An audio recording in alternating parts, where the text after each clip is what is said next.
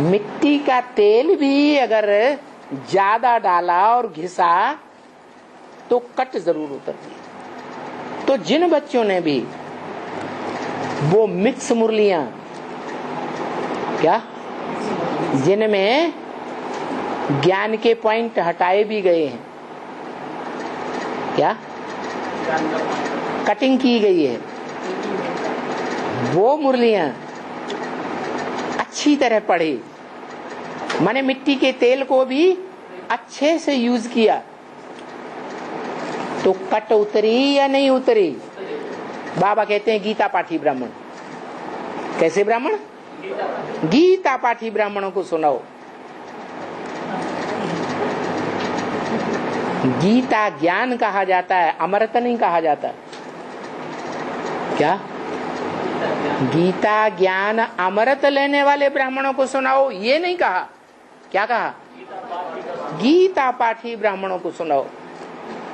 तो गीता का ज्ञान ब्रह्मा के मुख से निकला और उस ज्ञान को इस्लाम धर्म में कन्वर्ट होने वाली आत्मा ने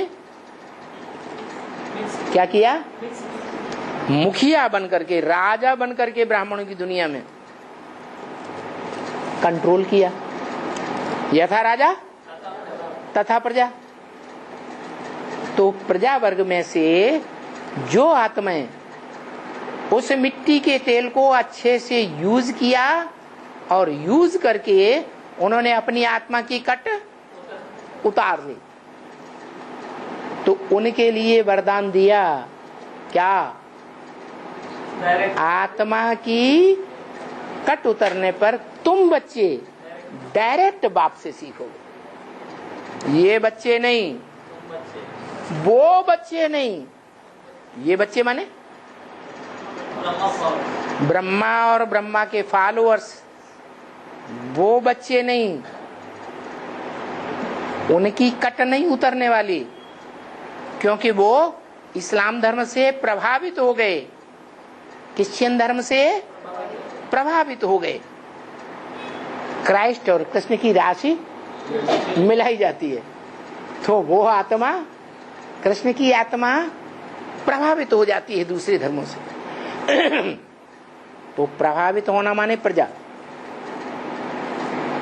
वो तो प्रभावित होकर के उनकी प्रजा बन जाते हैं। भारत की माताएं ही कन्वर्ट होती हैं,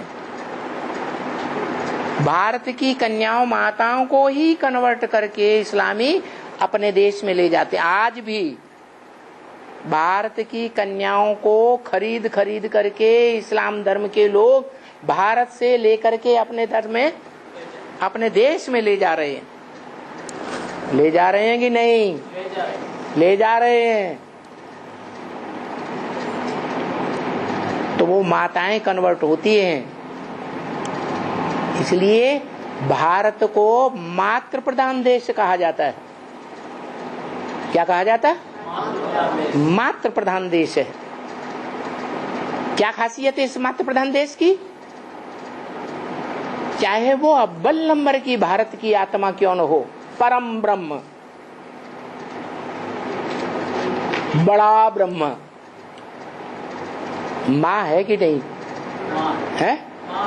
इस भारत की बड़े से बड़ी पार्टधारी आत्मा जो ज्ञान में रत रहने वाली साबित होती हो, छोटी हो बड़ी हो, वो सारे ही भारतवासी, उनमें मोस्टली ऐसे हैं, ज्यादातर संख्या में, जो दूसरे धर्मों में कन्वर्ट होते रहे।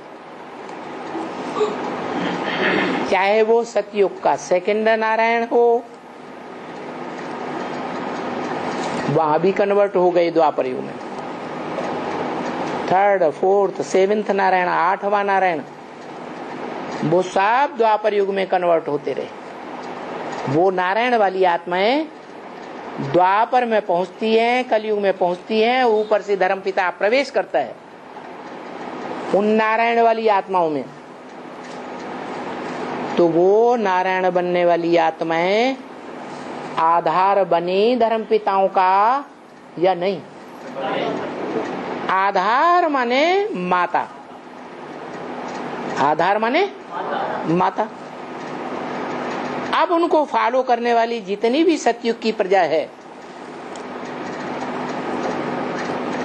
वो अपने राजा को ही फॉलो करेगी, वो सारे ही कन्वर्ट होते हैं।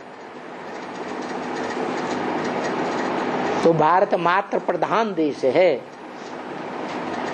माताओं की यहाँ प्रधानता है, कन्वर्ट होने वाली माताओं की। दूसरे धर्म में यहाँ की माताएं कन्वर्ट हो जाती हैं। तुम बच्चे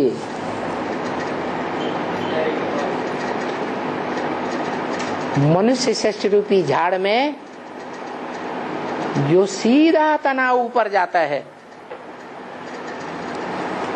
उसमें रहने वाली पक्की आत्मा हो, उद्धार मूर्त,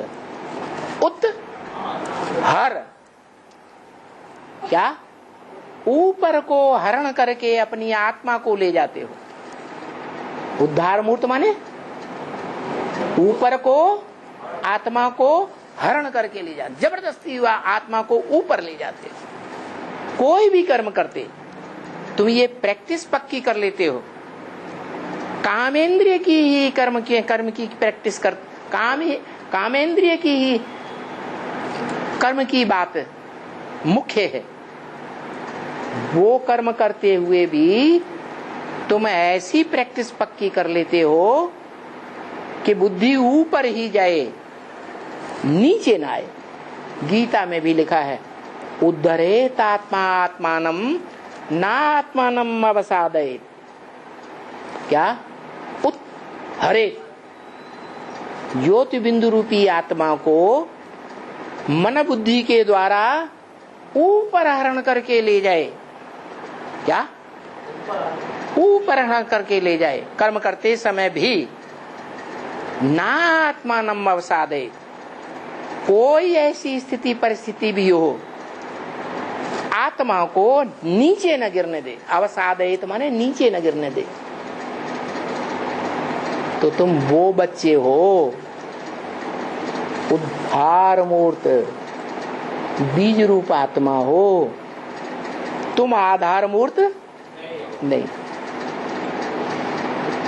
माने तुम उस जन्म में कन्वर्ट नहीं होते हो। और ये जो दूसरा तीसरा चौथा नारायण और पहला भी नारायण सतयुग का, वो उसी जन्म में कन्वर्ट हो जाते हैं।